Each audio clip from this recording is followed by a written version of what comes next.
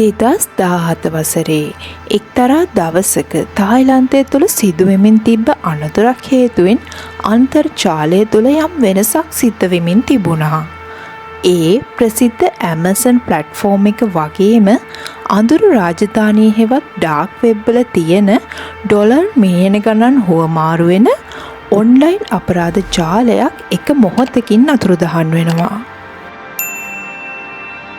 ඇත්තටම මොකද්ද මේකට වෙන්න ඇත්තේ? ලක්ෂ ගණනක් බයස්ලා, ලක්ෂ ගණනක් සෙලර්ස්ලා අතරමං වුණු සිදුවීමක්. මේ සිදුවීම ගැන සවිස්තරාත්මකව දැනගන්න රැඳෙන්න වීඩියෝවේ අවසානයේදී.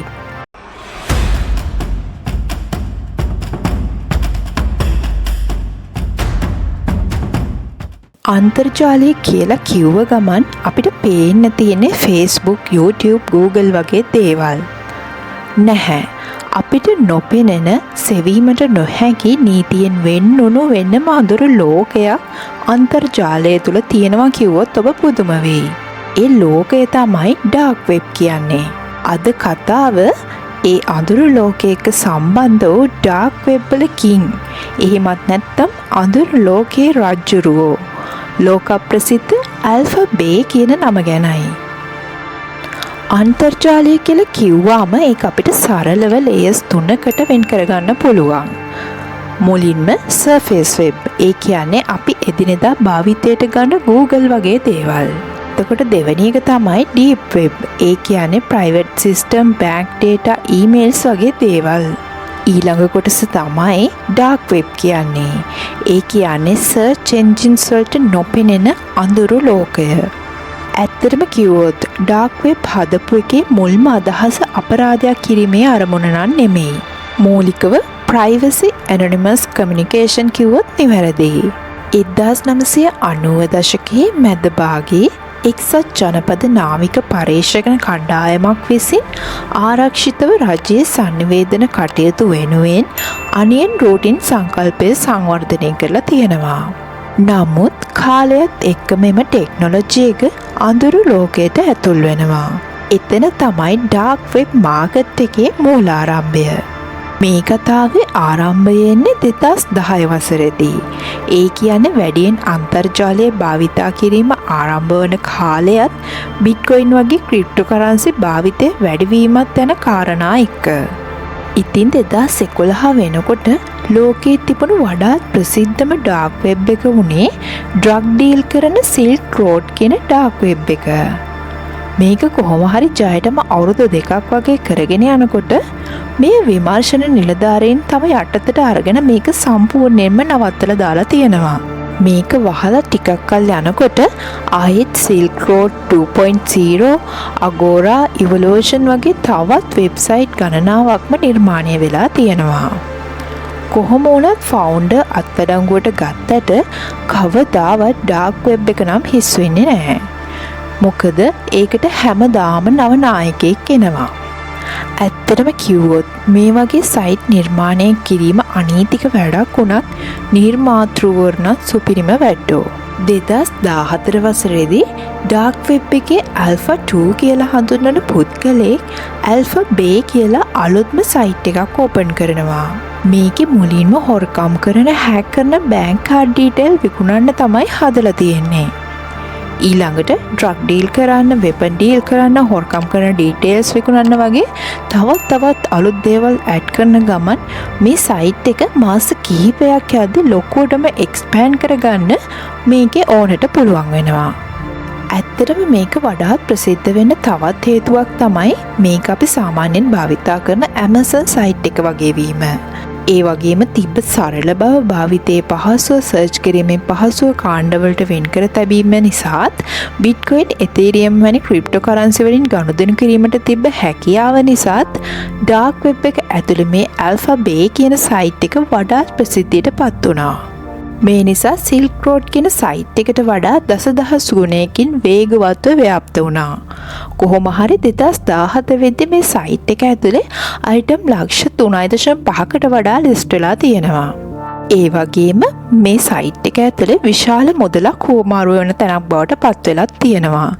ඉතින් මේ හුවමාරුවෙන් 2%ත් 5ත් අතර ගාණක් මේකේ ඕනට යන විදිහට තමයි හදලා තියෙන්නේ.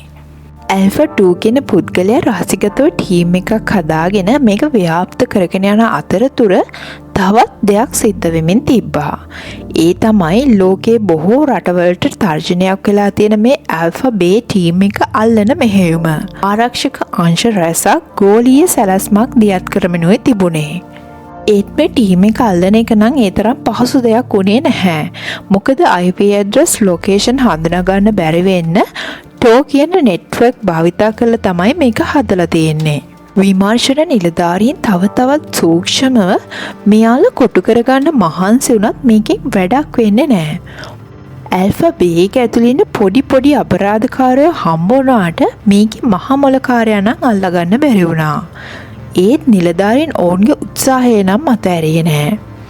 මොකද මොකක් හරි කොහෙන් හරි ඉඟියක් මිස්ටේක් එකක් වගේ දෙයක් මතුවේ කියලා ඔවුන් බලාගෙන හිටියා. එක්තරා දවසක විමර්ශන නිලධාරියෙක්ට ඇනොනිමස් ඊමේල් එකක් එනවා. ඒකෙන් කියවුනේ මෙන්න මේ ඊමේල් එකෙන් තමයි Tamanට ඇල්ෆා බේ කියන ඩාර්ක් වෙබ්සයිට් එකට සම්බන්ධ වෙන්න ලින්ක් එක එව්වේ කියලා. වෙබ්සයිට් එක හදපු කාලේ වෙබ්සයිට් එක කට්ටිය අතරට යවන්න තමයි ඇල්ෆා 2 කියන කෙනා මෙන්න මේ වැඩේ කරලා තියෙන්නේ. ඒකෙදි භාවිතා කරලා තියෙන්නේ අපි සාමාන්‍යයෙන් භාවිතා කරන සර්වර්ස් නොවුනත් මේ ඊමේල් එකේ රූට් එක හොඳින් පෙන්눔 කරලා තියෙනවා. ඒ කාලෙම ඇල්ෆා 2 කියන කෙනා මේක හරි ගැස්සුවත් ඒ වෙද්දි පරක්කු වෙලා වැඩි. මේක තමයි ඇල්ෆා 2 කරගෙන තියෙන පොඩි මිස්ටේක් එක. මේ හෝඩුවාව ඔස්සේ ගියපු විමර්ශන නිලධාරීන්ට හොයාගන්න පුළුවන් වෙන්නේ කැනඩාවල ඉන්න ඇලෙක්ස් කියන පුද්ගලයෙක් ගැන. ඒ වෙද්දී ඔහු 23 වැනි වියෙහි පසුවන තරුණයෙක් බවටත් ඔවුන්ට හොයාගන්න පුළුවන් වුණා. තවත් කරපු විමර්ශන වලින් ඔහු ඇලෙක්සැන්ඩර් කේස් කියලත් ඔවුන්ට හොයාගන්න පුළුවන් වෙනවා.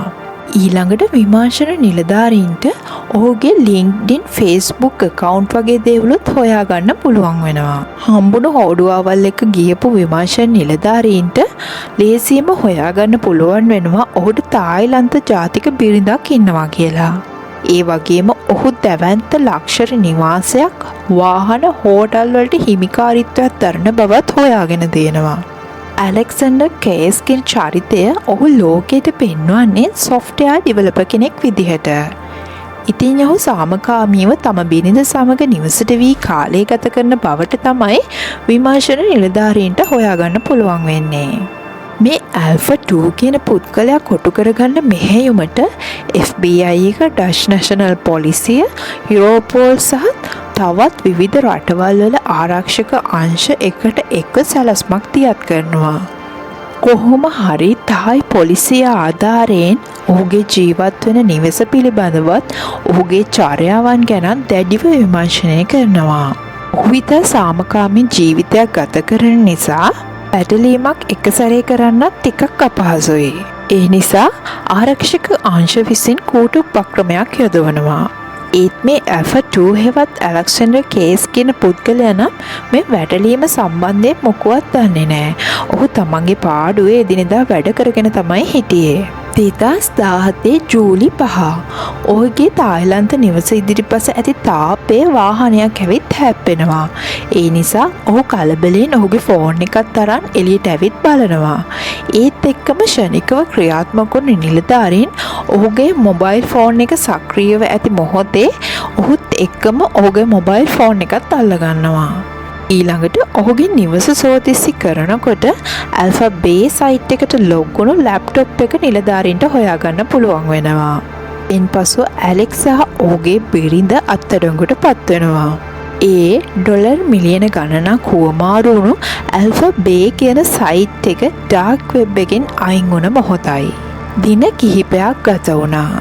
එනම් 2017 වසර ජූලි 12 වන දින ඇල්ෆා 2 හෙවත් ඇලෙක්ස් සිරමැදිරිය තුලදීම සියදිවි හානි කරගෙන ඇති බවට වාර්තා වෙනවා. 2017 වසර ජූලි 20 වැනිදා US රජය විසින් මේ වෙබ්සයිට් එක සම්පූර්ණයෙන් නීත්‍යානුකූලව වසා දමනවා. ඉතින් මේ වගේ මේ සයිට් කොච්චර වැහුවත් මේවට හුරු වුණු යූසර්ස්ලා තවත් මේ වගේ සයිට් ආරම්භ කරගෙන මෙවට එකතු වෙනවා. ඩාර්ක් වෙබ් එක කියන්නෙම මිස්ට්‍රි එකක්. නොදැනුවත්වම ඇතුළත් වීම අනතුරකට මුලක් වෙන්න පුළුවන්. ඔබ නොදන්න අන්තර්ජාලයේ ෂෙයාවන ලින්ක් ක්ලික් කිරීම තුළින් ඔබේ මුළු ජීවිතේටම හානියක් වෙන්න පුළුවන්. ඒ නිසා ඉගෙන ගන්න, දැනගන්න, නමුත් අඳුරු ලෝකයට නම් කවදාවත් ඇතුළත් වෙන්න එපා. සුබ දවසක්.